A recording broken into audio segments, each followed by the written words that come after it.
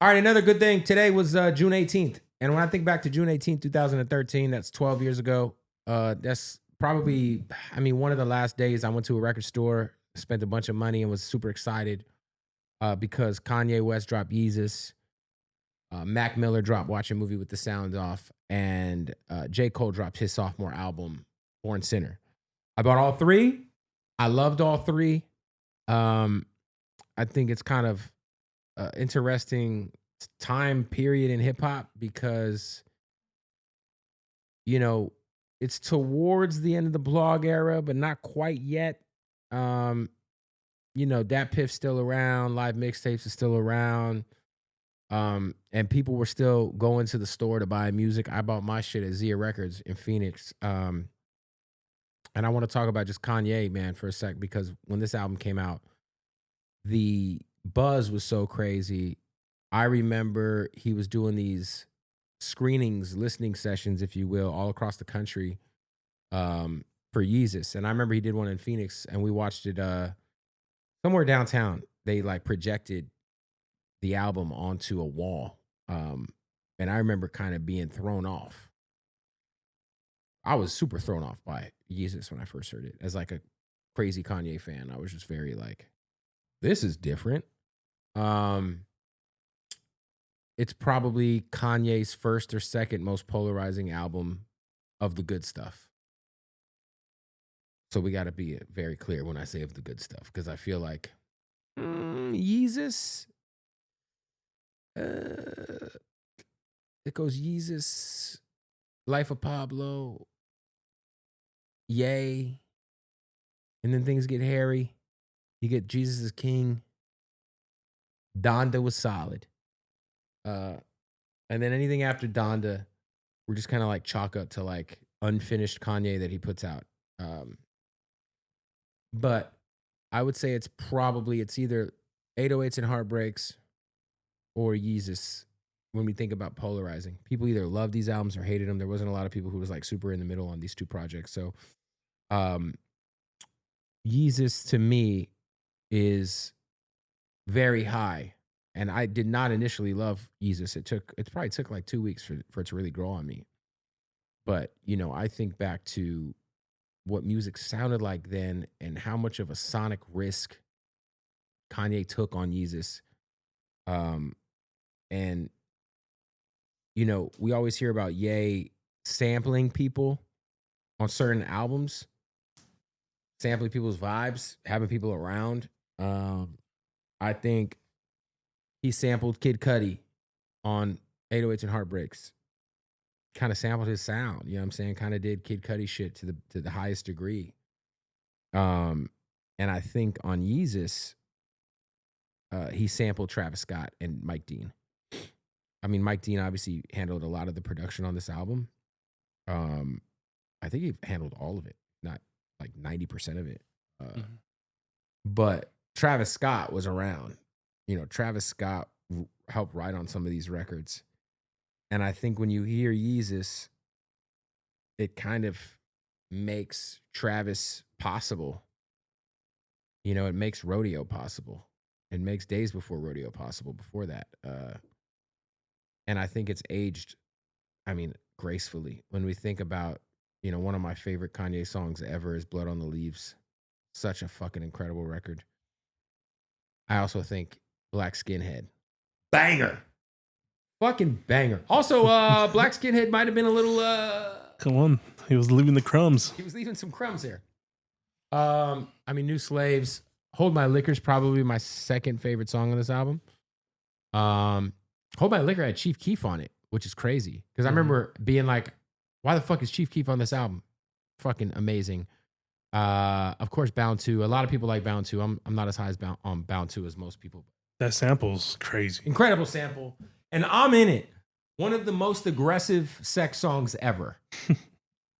He said he'll put his fist in you like a civil rights sign, and he was eating Asian pussy. All he needed was sweet and sour sauce. I love this album. I rank it very high in Kanye's discography. Number 3, to be specific. I got My Beautiful Dark Twisted Fantasy, Late Registration, then Yeezus. So that's my top 3 Kanye albums. Got It above Graduation, Got It above College Dropout. So I know that that's a hot take. Do I got it above College Dropout? Maybe. I definitely got it above Graduation. Really? I think Graduation is Kanye's most overrated album. I like it. It's a classic, but I just think people put it too high. I think Yeezus is better than Graduation. That's all right. a hot take. So then you go to the Mac Miller aspect of this. Mac Miller dropped Blue Slide Park, which was his first like studio album. A lot of people didn't love this album. Blue Slide Park had some shit on it. Yeah, yeah, but I just don't think this. I remember Party on Fifth Ave was like the radio single, and it was Mac Miller's big coming out party. The problem is you know when you had a mixtape like Kids out, and I think Macadelic was Macadelic out before Blue Slide Park. I don't remember, but I say all that to say that this album, Watch a Movie with the sound off, is if you're just looking for hip hop from Mac Miller, I don't think there's an album that fucks with it. Good AM might be one of them, but I think this is arguably the best album to come out that day. Some of the features on this album, crazy. Absol, Action Bronson, Red Dot Music's one of my favorite Action Bronson verses ever. You know, Bird Call was crazy. I mean, I think about just like Schoolboy Q and Mac Miller's insane chemistry, and the record on this album was just insane. And then this album too came with a crazy tour. The tour that came from this was I went to it. It's Celebrity Theater in Phoenix. It was Mac Miller. I want to say The Internet. Ooh. And Chance the Rapper and Action Bronson. For sure, Chance and Action Bronson were on the tour. I think The Internet was on this tour too. But I think this is top 2 or 3 most fucking high I've been at a concert moment for me. I was fucked up off of edible.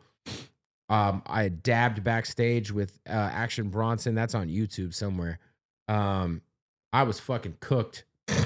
And Mac Miller had a full band. One of my favorite concerts of all time. And kind of a final homage to the blog era. When I think of those 3 guys, Mac Miller, OG blog era guy, Action Bronson, Chance the Rapper. You know, Chance is probably the last great rapper to come out of the blog era. I mean, I might be wrong about that, but in my brain, I think that. That tour is crazy because it was. Was it The Internet? So some dates had Chance the Rapper, The Internet, Vince Staples. Yeah. Oh, Vince was on the tour. Yes. Earl Sweatshirt and Action Bronson. Yes. So Vince was there. Yeah, that is crazy. And I was twacked. If you go on my YouTube channel, you just look at Bootleg Have Action Bronson. There's like a video. This one here? Yes. So look. So I know that you recently started getting managed by Paul Rosenberg. If you can mute that. But you see the dab rig in the background. So this dude, Action Bronson, took advantage of me backstage. And I don't mean that like so when I told him I had never dabbed before, this guy's eyes lit up. And he said, "Oh, you got to dab." And then he's like, "Oh, now you got to try a flavor." So he made me take 3 dabs back to back to back. That's insane. And I was fucking twacked, bro. Like this is about as twacked as an interview can get. And there's a few clips from this interview, but yes, this was the night of the Mac Miller Watching Movies with the Sound Off tour. Backstage, Celebrity Theater. Absolutely fucking twacked. Man, I was high as a motherfucker. Yeah. Damn, dude, you're hella young. Scroll back, because you could probably see another clip where I'm like, but nonetheless, what a fucking tour that was. Scroll down from the same. It'd have been maybe that. Yeah, let's see if you can see how high I am in this video. Look at me uploading minute. Dude, I was fucking. I mean, baked. Oh, bro. look at you. Yeah. What a day. You see the fucking torch. What was this? 2013? Yeah. 11 years ago. Crazy times with the CM Punk shirt for all you motherfuckers out there. See that CM Punk shirt? The vintage. Anyway, we got a great tour from this album. Also want to we can't talk about tours coming from these 3 albums without mentioning the Yeezus tour, because I also think the Yeezus tour, greatest concert I've ever been to. So with the mountain, the mask, the merch. The merch was crazy. The merch was crazy. I got 3 shirts. Yeah, I still got them all. Yeah, same. I was on the floor for that show. I have the blue one when he's like looking down with the chain. One, yeah, that one too. I got a bunch of them. Yeah. Yeah, that kind of changed merch too. Everything. That changed everything on the merch side. So Yeezus. And then J. Cole. I think J. Cole, one of the greatest of all time. And there are certain people, just like there's certain people who say Nas, It Was Written, is his best album. There's a lot of people who think that Born Sinner is J. Cole's best album over Forest Hills Drive. I don't happen to be one of those people. But I do love this album. Illuminati, Land of the Snakes is crazy. I mean, of course, the singles were so crazy. Power Trip, all that fucking. But Forbidden Fruit with Kendrick was just amazing. The crazy thing too is like this is during the time where like supposedly, I'm sure when this album's getting recorded, at the same time, there's probably like real work or discussions about this J. Cole Kendrick project that we're never ever gonna hear or get. I know that they did some stuff, but it's up there. You're a pretty big J. Cole fan. Cook, our producer Cook, is here. Yeah, no. And then let Nas down. Jesus Christ. I want to say this deluxe was like one of the last like deluxe I actually went out and bought. So Engineer Aiko's on here on deluxe. Amazing album. Crooked Smile, such a great single. Forbidden Fruit and Kendrick's verse on that. Yeah. Oh my god, insane. But so if we could rank these 3 albums on any given day, I might change it, but I think Born Sinner's number 3. Mac Miller, Watching Movies with the Sound Off, number 2. And I'm really high on Yeezus, man. I got it number 1. Yeah. I still have a shrink-wrapped brand new Kanye Yeezus album sitting in my desk somewhere. I think depending on the day for me, I could switch between Mac Miller and yeah. For sure. So shout out to all 3 of those albums. I think it might be the last time I spent a lot of money on music on one day. Obviously I bought some vinyl since then, but brand new releases, shit. The record store took all my money that fucking day, man. So June 18th, great day for hip hop. We got some good tours out of this day. Timeless music. And that's how I rank those 3 albums. Anyway, hey, if you're watching this, I'm going to try to do more shit like this on the channel. Honestly, I would like to try to do a weekly. But let me know your thoughts if you guys like this vibe of video, because we want to get away from just doing interviews.